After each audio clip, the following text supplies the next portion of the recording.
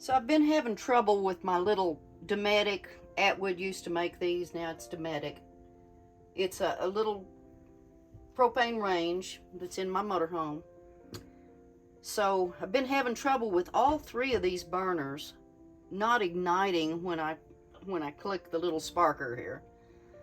So we're going to take this out, and it's a little tricky if you've never done it before, but it's easy enough. So we're going to start with taking the little grate off here. And then to get this part off, it's under these little tabs on each side, so you have to push it back to get it out from under the tab. So I'm going to push it back and then lift up on this corner. Okay, so that side's out. And then do the same thing on this other side. Alrighty. So once we have it out from underneath the tabs, we pick it up and just kind of pull it toward you. Pick it up at a little bit of an angle and pull it toward you. And then we're going to get this out of the way.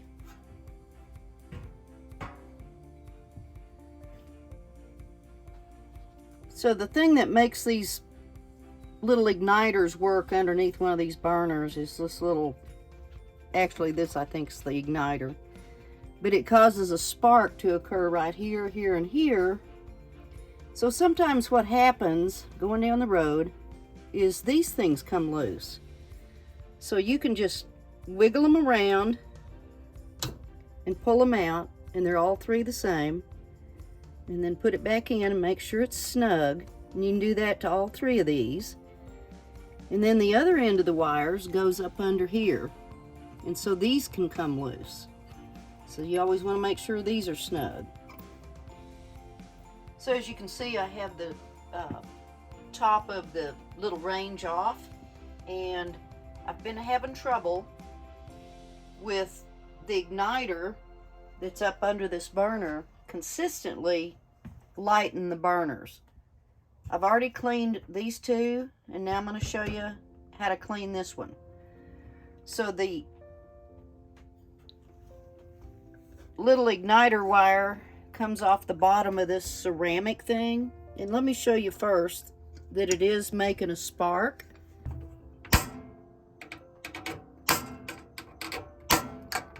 So it's sparking, but it won't consistently light the burner. So what we're going to do is we're going to take this off. So all I need here is a Phillips screwdriver, and I'm going to take the burner off.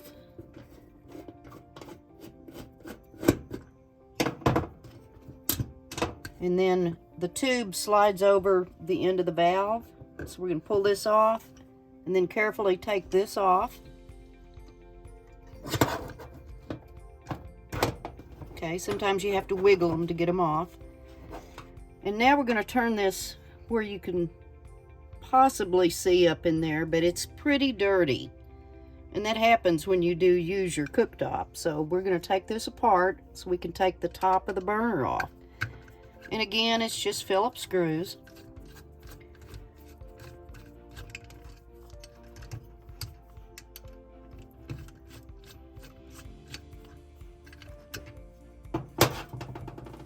And then there's another screw here that holds the top on.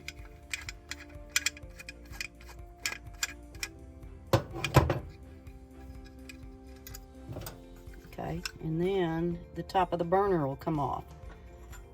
And sometimes the flames don't come out evenly, and you can see that they'd come out through these little slots. So what you can do is take a toothbrush. I don't brush my teeth with this, but you can clean this out. Make sure you have all the debris out. Okay. But here's our problem right here. If you can zoom in there, you can see a little bit of stuff on top of that little white ceramic. So what I'm going to do is I'm going to very carefully clean that off with something sharp.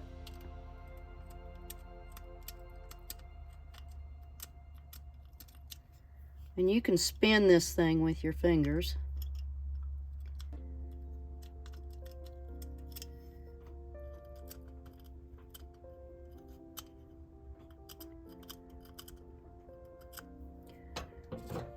And then I'm going to brush it off again.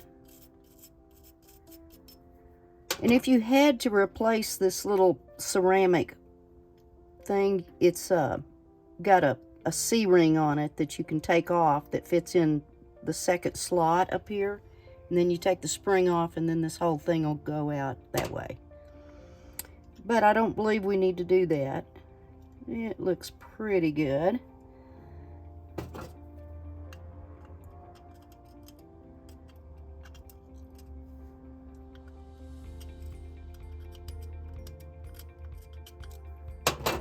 Just a little bit cleaner. Okay, so now we're going to put this back on.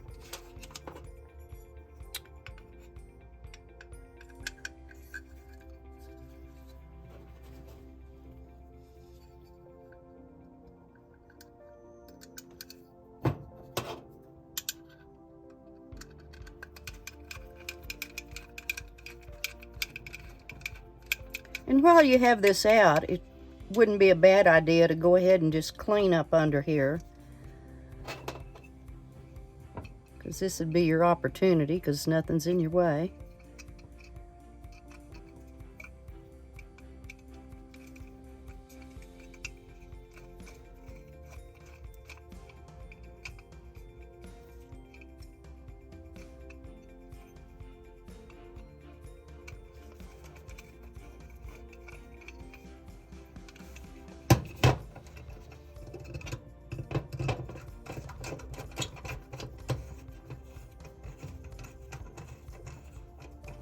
You don't want to do it too tight, just kind of finger tight. And these things do come loose when you're going down the highway.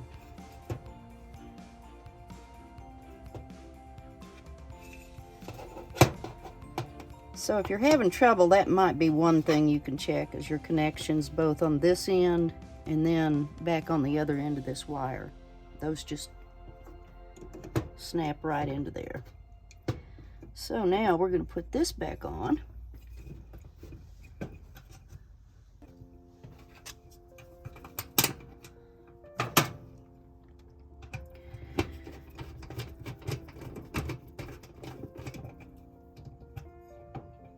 Okay, so let's give it a shot.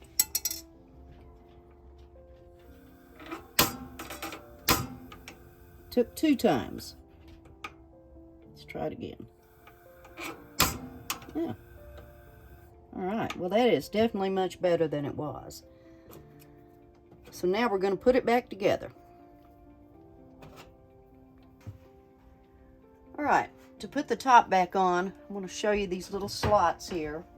So there's a slot here, and then there's one on the other side, over here. And it has to fit up under these little brackets. And these are kind of wobbly, but that's okay because you want to be able to have some maneuvering room. So we're gonna get these right back in the slots here. Okay, and then you set it down, and you have to, what you're going to be doing is catching this little indentation right here. There's a little tab, and it needs to fit up under here, and the same thing on the other side. So to accomplish that, you got to push this back so the whole top goes back. So that side's in, and then you do the same thing on this side, and then you're good to go. You can put your little rubber feet back in here that keep it from making so much noise going down the road.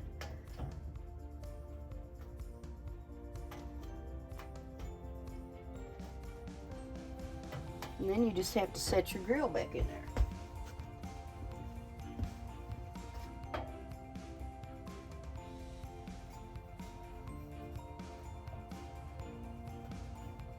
Kind of have to wiggle it a little bit, but now we're finished. So my initial reason this morning to take this thing apart was to clean it, because I'd had a little accident yesterday. I was boiling some pasta and it kind of overflowed a little bit. Made a mess. So I wanted to clean it up. And then I've been living with the igniters not lighting the burners and using a long lighter when I got really frustrated. But there's a lot of things that you can fix yourself. It's not that difficult. A lot of times, if you think about it, we're going down the road, we're shaking things to pieces, and frequently it's just the wires not making good contact underneath those little ceramic things. And at any rate, I didn't hurt anything. I wasn't afraid of tearing anything up. So go for it.